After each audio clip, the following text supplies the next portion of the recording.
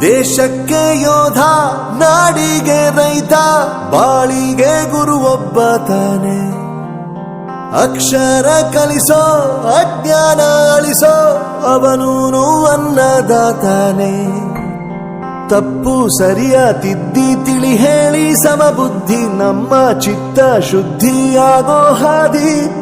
ಎಷ್ಟೇ ದೂರ ಹೋದ್ರೂ ಮರಿಬೇಡ ನಿನ್ನ ಬೇರು, ನಿನ್ನ ಸಾಧನೆಗೆಲ್ಲ ಇದುವೇ ಆದಿ. ಪಾಠಶಾಲಾ